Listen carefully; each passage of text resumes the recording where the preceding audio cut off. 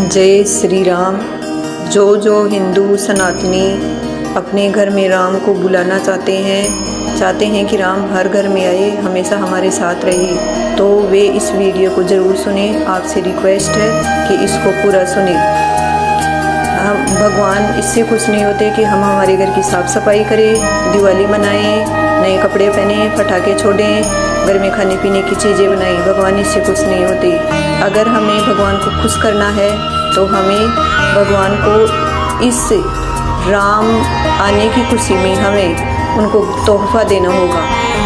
सभी लोगों को तोहफ़ा देना होगा, और ये तोहफ़ा ये है कि हम भगवान के किसी एक नाम को पकड़े, उनका एक नाम पकड़े, उससे उसका जाप करें।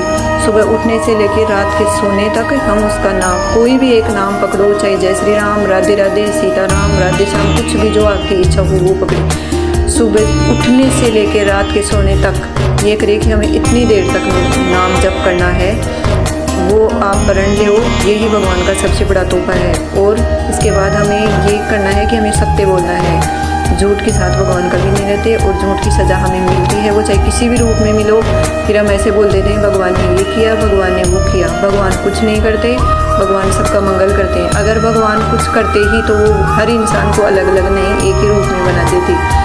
वो इंसान कर्म के अनुसार ही मिलता है, और जो दिया है उसमें खुश होइए, उसमें बहुत खुश होइए, और तिनके को भी अपने से बड़ा समझिए। कभी किसी से अपने आप को बड़ा मत समझिए। अगर आपको कीड़े मकोड़े कुछ भी चींटी कुछ भी चलते हुए दिखे तो हमें अपने को उससे छोटा ही समझना चाहिए। अगर सामने तिनका भी उड़ के आ रहा है तो उसका भी सम्मान करो कि वो भी अपने से बड़ा है, छोटा नहीं है। इसी में हमें ये शिक्षा मिलती है कि जब राम आ रहे हैं तो हमें इस खुशी में राम के कोई एक चरित्र को ग्रहण करना चाहिए।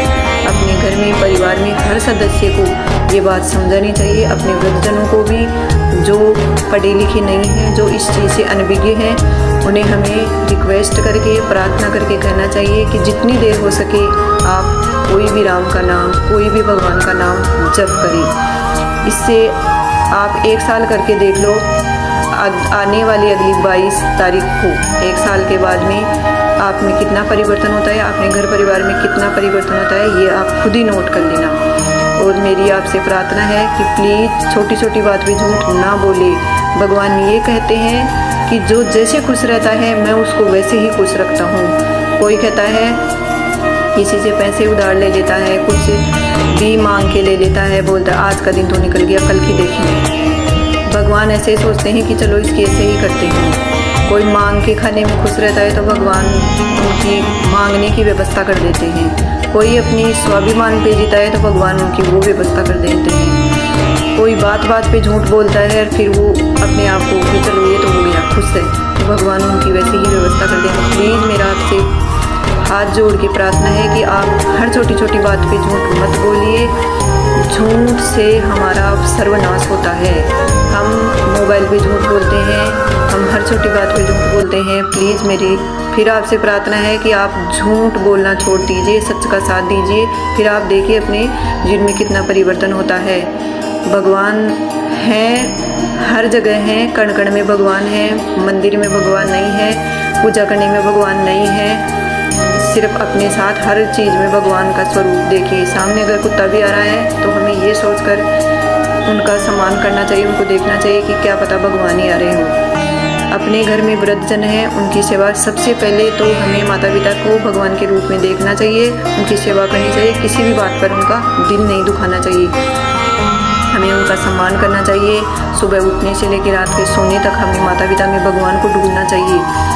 फिर देखिए हमें भगवान कैसे साथ देते हैं। हमें पैसे के पीछे नहीं भागना चाहिए।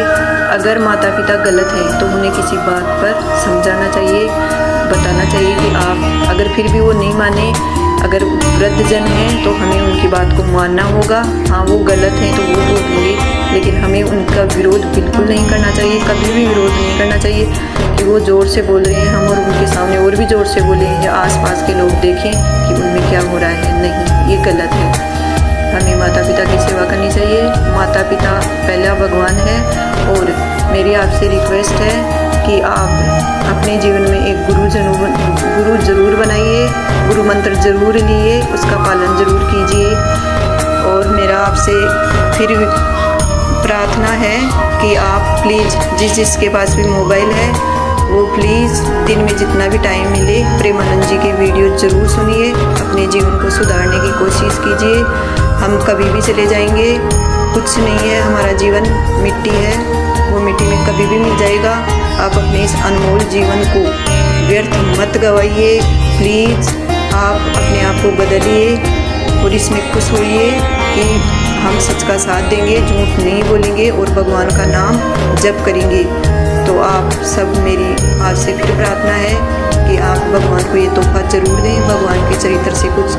मेरी माता बहनों से ये प्रार्थना है कि आप सीता माता के चरित्र से कुछ ग्रहण कीजिए और मेरे भाई लोगों से ये है कि आप राम के चरित्र से कुछ ग्रहण कीजिए, प्लीज़ कुछ ग्रहण कीजिए, हमारी रामायण से कुछ ग्रहण कीजिए। हमारी रामायण बहुत कुछ सिखाती है, हमें जीना सिखाती है। प्लीज़ अपने हर घर में रामायण रखो और उनको पढ़ो, राम के चरित्र पर चलो।